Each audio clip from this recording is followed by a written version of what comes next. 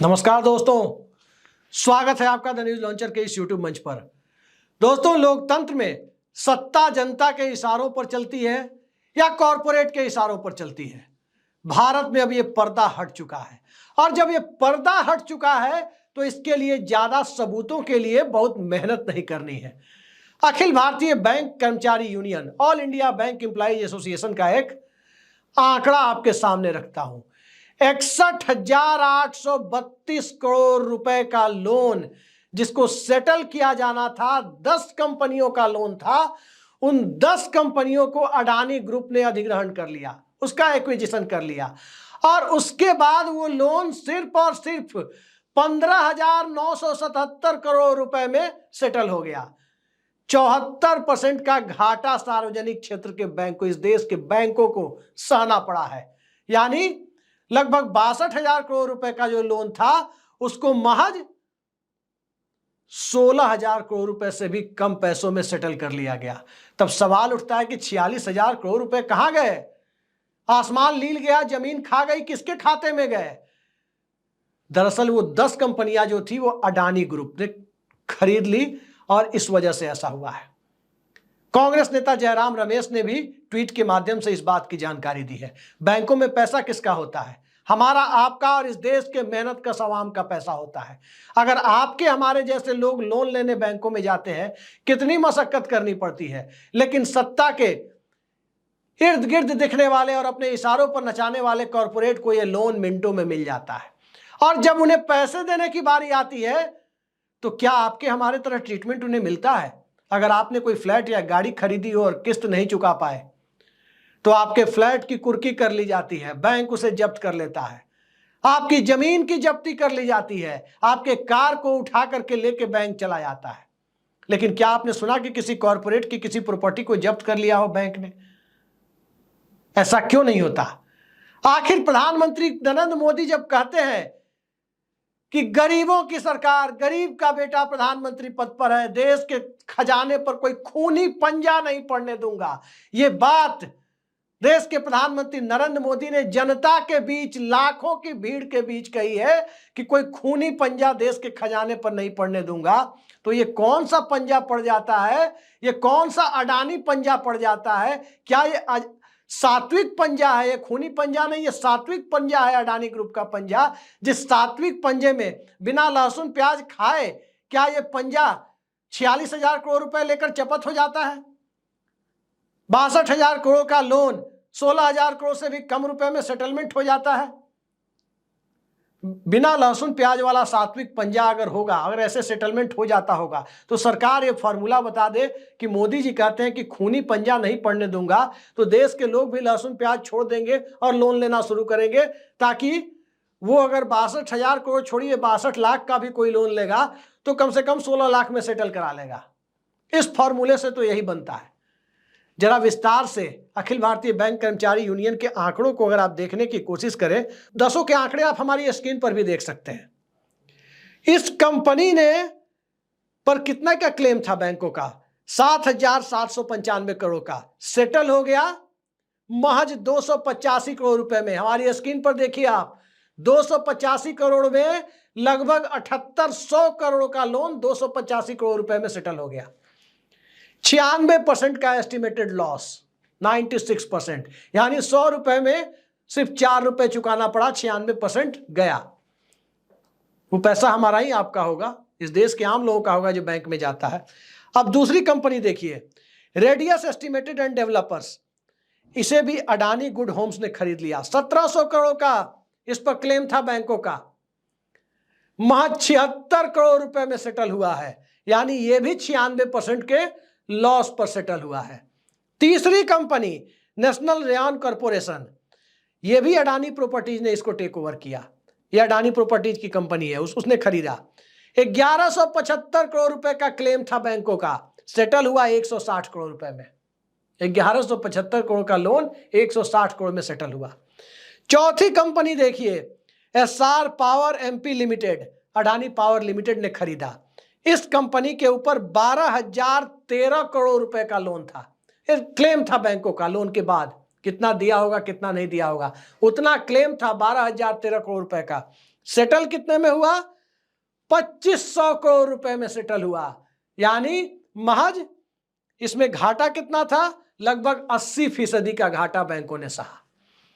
पांचवा देखिए, Dighi port limited. Dighi port limited Adani port and stage limited का है। 3075 करोड़ रुपए का क्लेम था और सेटल हुआ है 705 करोड़ रुपए में।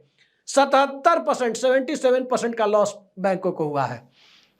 अब आप आगे देखिए, छठी कंपनी लैंको अमरकंटक पावर, इसे भी अडानी पावर ने खरीदा। लैंको अमरकंटक पावर को अडानी पावर ने खरीदा।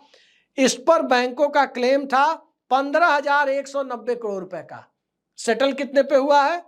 यह सेटल हुआ है 4101 करोड़ रुपए में, यानी 73% का लॉस। सातवीं company coastal anagen limited, Adani power limited, coastal anagen limited है। ये इस पर लोन था 12,300 करोड़ रुपए का क्लेम था बैंकों का। सेटल हुआ है महज 3500 करोड़ रुपए में। 12,300 करोड़ का लोन 3500 करोड़ में सेटल हुआ। 72% का लॉस है। अगली कंपनी देखिए, आदित्य एस्टेट्स।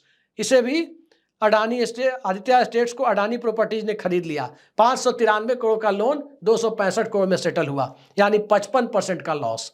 इसके आगे देखिए, Karaikal port. Karaikal port Adani port and stage limited ने इसको टेक ओवर किया। 2,959 करोड़, लगभग 3,000 करोड़ का क्लेम था बैंकों का। सेटल हुआ 1,485 करोड़ में, यहां भी 43% का लॉस। अगला है कोरबा वेस्ट पावर कंपनी, 10वीं company Korba west power company. इसे भी अडानी पावर लिमिटेड ने टेक ओवर किया। 5,032 करोड़ रुपए का इस पर बैंकों का क्लेम था और यह सेटल हुआ है महज 2,900 करोड़ में, यानी 42% का लॉस। इन 10 कंपनियों पर बैंकों का जो क्लेम था वो कुल मिलाकर 61,832 करोड़ का क्लेम, और बैंकों को मिला कितना? सेटलमेंट कितना पर कराया गया? 15,977 करोड़ रुपए पर। यानी बैंकों को नुकसान कितना हुआ है? 74% का नुकसान हुआ है। तो इस देश में क्या आपकी सरकार है? इस देश में क्या वाकई जो लोकतंत्र जनता के द्वारा जनता पर, जनता का जनता के द्वारा जनता पर शासन है, इस परिभाषा की इससे पुष्टि होती है? क्या वाकई जिस सत्ता को आपने चुना है, जिस व्यवस्था के अधीन दुनिया की सर्वोत्तम व्यवस्था लोकतंत्र को अपनाया, क्या इस लोकतंत्र में घुन लग गया है? और क्या इस देश में आम आदमी के सपनों पर बर्फ डालने के लिए सत्ता कॉरपोरेट की गोदी में खेल रही है, या कॉरपोरेट सत्ता की गोदी में खेल रहा है? दोनों ही परिस्थितियों में आम आदमी की गाढ़ी कमाई का पैसा क्यों इस तरह से डूब रहा है? लोन कोई उठाता है 61,832 करोड़ का, चुकाता है 15,977 करोड़ में, मामला सेटल करा के चला जाता है, और फिर इस देश में रुपए की वैल्यू गिरती चली जाती है। 83-84 रुपए $1 की कीमत हो गई है। मार्केट में पैसा लेकर के सामान खरीदने जाइए तो स्थिति यह हो गई है कि घर में 200 रुपए से कम की हरी सब्जी तक नहीं आती है। एक फल खरीदने जाइए, सेब अमरूद कुछ भी खरीदने के लिए जाइए, पॉकेट में कम से कम 2,000 वाला नोट जो बंद हो गया है उसके बदले 400-500 के नोट रखने पड़ते हैं, तब जाकर आपके लिए शायद 3-4 दिनों के का फल और हरी सब्जियां आ जाए। सवाल यह है, रुपए की वैल्यू इतनी गिर क्यों रही है? सवाल यह है कि सरकार पेंशन देने से कर्मचारियों को क्यों भाग रही है? ओल्ड पेंशन स्कीम से देने से दिक्कत क्या है कि अब जीपीएस लाया जा रहा है, गारंटेड पेंशन स्कीम? ये क्या है? इस तरह की बात जो कही जा रही है, एनपीएस और ओपीएस के बीच में एक नया फॉर्मूला देने की बात आ रही है, वो देने में दिक्कत क्या है? पैसा तो किसी और को दिया जा रहा है, पैसा तो किसी और का माफ किया जा रहा है। लोन उठाओ और उसके बाद औने पौने दाम पर सेटल करो। इस तरह के धंधेबाजी में जब लोकतंत्र फंसा हुआ है, क्या इस देश की जनता को, और जिन राज्यों के में चुनाव होने जा रहे हैं, क्या उन राज्यों की जनता को सरकार से ये सब सवाल नहीं पूछने चाहिए?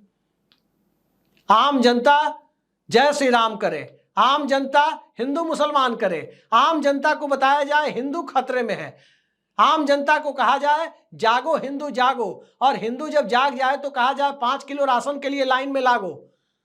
आम जनता 5 किलो राशन के लिए लाइन में लगे और उसके बाद इस देश के सत्ता के करीबी कॉरपोरेट वही पैसा जो बैंकों में आम लोगों का जमा है, लोन के रूप में कुछ हिस्सा आम लोगों को मिलता है तो बड़ा हिस्सा कॉरपोरेट को जाता है। और जो कॉरपोरेट को जाता है उसमें कितना आता है, कितना उधर ही रह जाता है, ये आंकड़े आपने देख लिए कि 100 रुपए का लोन 10 कंपनियों ने यदि उठाया, 100 रुपए का क्लेम बैंकों का 10 कंपनियों पर था, तो 100 रुपए के क्लेम में केवल 26 रुपए वापस आए, 74 रुपए गायब हो गए। 74 रुपए देने की जरूरत उन्हें नहीं है क्योंकि सेटलमेंट करा दिया गया। और जब सेटलमेंट करा दिया गया तो आपको क्या मिला? आपको यही मिला, रुपए की गिरती हुई वैल्यू। और फिर चाय पान की दुकानों पर और घर में बैठकर टेलीविजन देखते हुए पैर पर पैर चढ़ा के कुर्सी पर बैठ करके चश्मा लगा के ये कहने का मौका कि साहब महंगाई तो बहुत बढ़ गया है। महंगाई क्यों बढ़ी है? महंगाई इसलिए बढ़ी है क्योंकि कॉरपोरेट फ्रेंडली सत्ता को इस देश की जनता धर्मांधता की आंधी में, जाति की आंधी में चुनती जा रही है। किसी के लिए धर्म मुद्दा है तो किसी के लिए जाति मुद्दा है। पैसा जब बैंकों में जमा होता है तो ना वो धर्म देखता है ना जाति देखता है। पैसा जब बैंकों से किसी कॉरपोरेट को लोन जाता है तो वो ये नहीं जाता कि नहीं ये अति पिछड़ों का पैसा नहीं जाएगा और सवर्णों का जाएगा, अल्पसंख्यकों का जाएगा या दलितों का पैसा जाएगा। बैंक में सिर्फ आप खाता धारक होते हैं। बैंक में आप एफडी कराते हैं तो आपकी जाति नहीं पूछी जाती, उसमें कोई नियम नहीं लगा, आपका धर्म नहीं पूछा जाता। लेकिन वोट देने के पहले हिंदू खतरे में आ जाता है तो कहीं किसी की जाति खतरे में आ जाती है। और उधर कॉरपोरेट यही आपस में लोगों को लड़ाकर धर्म के नाम पर, जाति के नाम पर सत्ता से अपना उल्लू सीधा करवाता है। तो इस प्रकार के अमृत काल का आनंद लेने के लिए खुद को तैयार रखिए और आनंद लेते रहिए। वाकई देश में अमृत काल आ गया है, इससे बड़ा अमृत काल और हो भी क्या सकता है। आज के लिए इतना ही, नमस्कार।